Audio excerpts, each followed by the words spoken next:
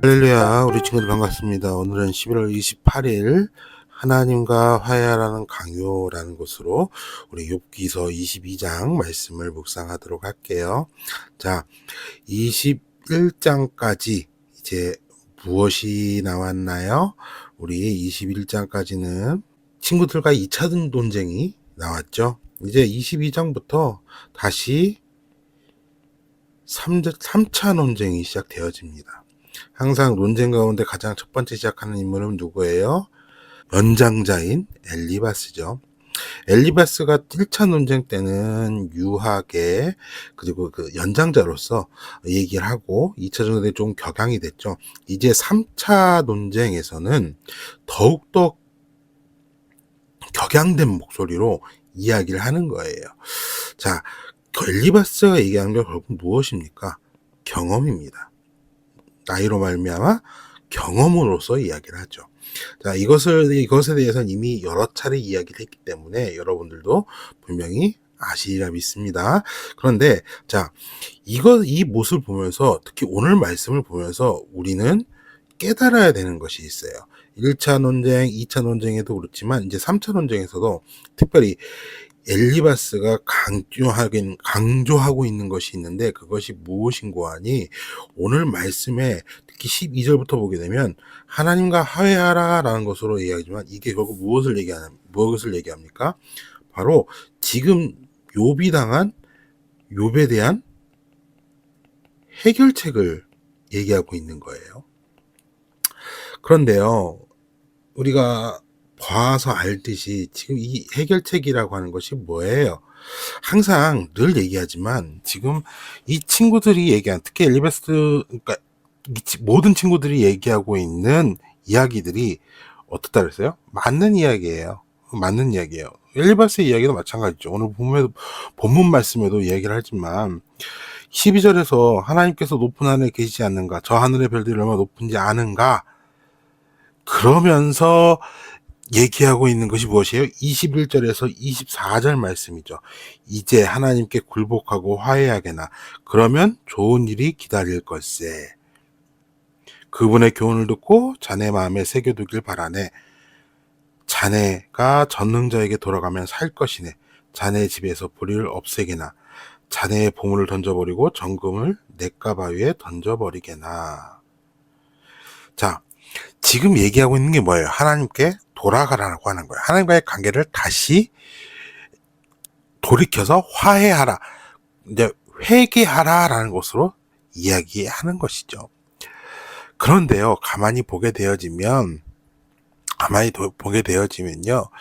이 말씀들이 맞는 이야기지만 지금 이 상황 속에는 맞는 이야기일까요? 어제도 말씀을 우리가 묵상하면서 제가 그 말씀을 드렸죠. 우리가 분별을 하는 거예요.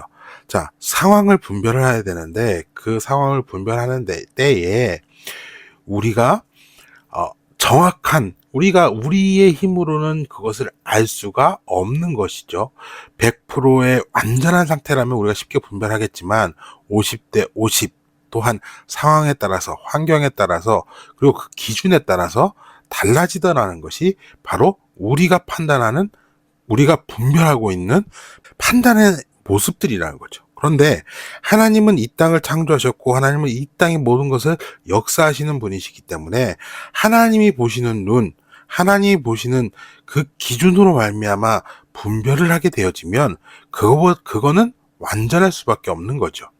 그렇기 때문에 우리가 하나님을 더 의지하고 하나님께 나아가야 되는 거죠.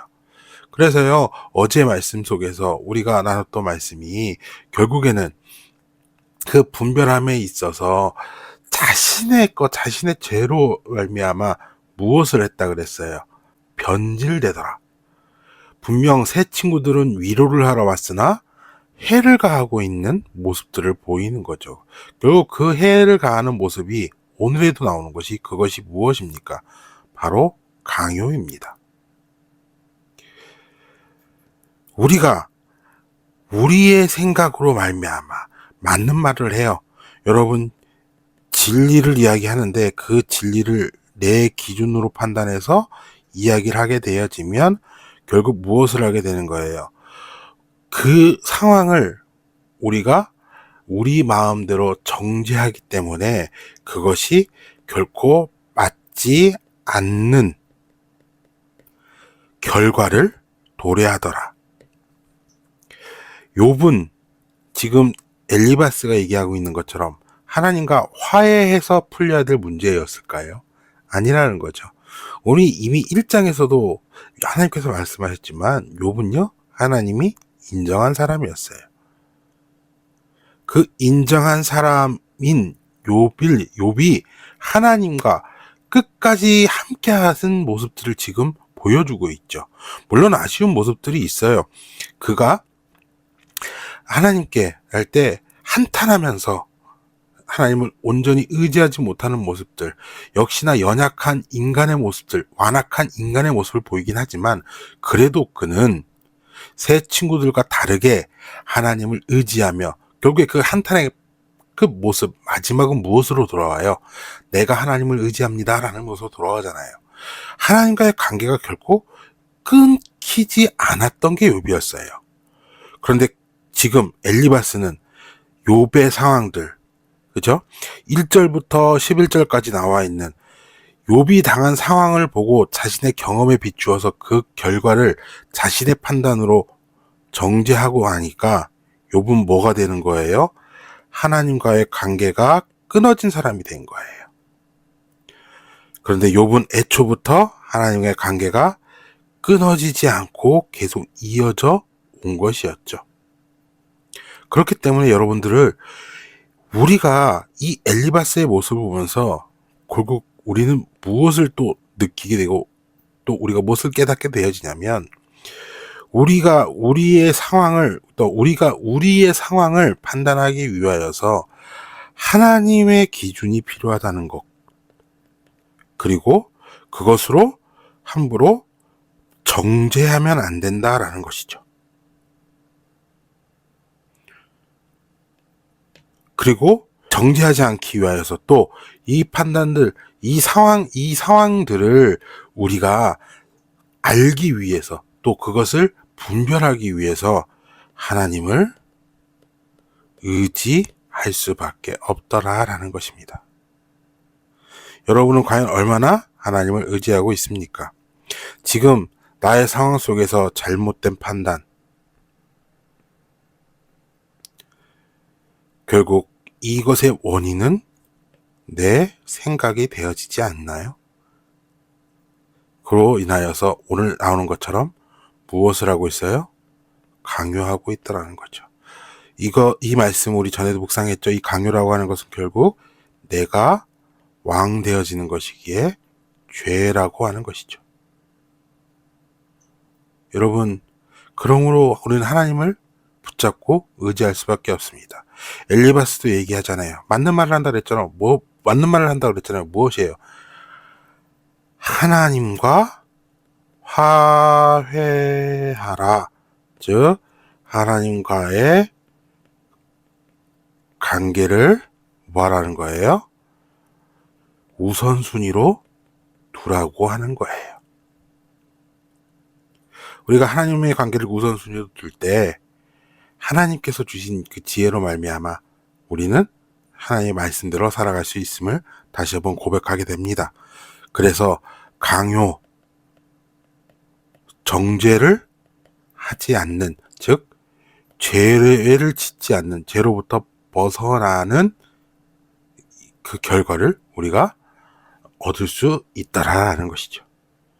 그러므로 우리를 적용하기를 한번 해봅시다. 어떤 걸까요? 하나님은 우리에게 애정과 관심이 많으신 분입니다. 창세 전에 하나님의 자녀로 예정하실 정도로 예정하신 우리를 죄에서 구원하기 위해 하나님을 보내주실 정도로, 늘 도와주시기 위해 성령님을 보내주실 정도로 하나님은 언제나 우리에게 관심이 많으십니다. 즉 하나님은 우리와 함께 하길 원하신다.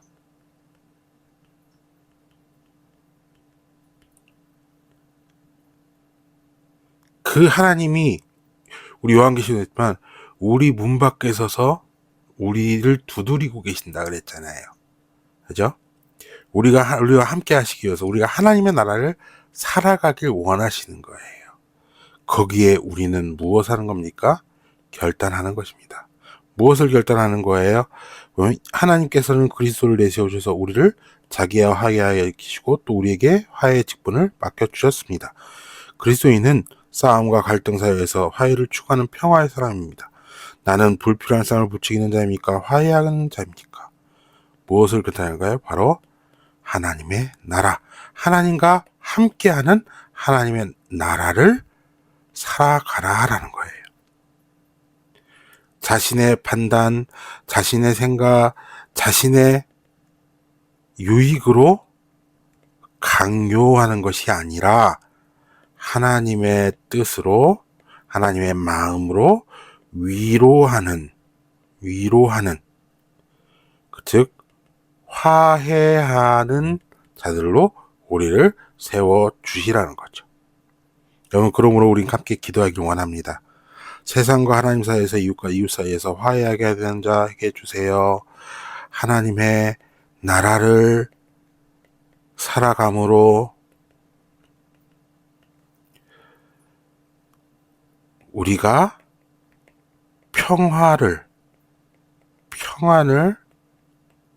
누리며 전하는 자들 되게 해주세요 라고 기도할 수 있는 우리 친구들 되길 바랍니다.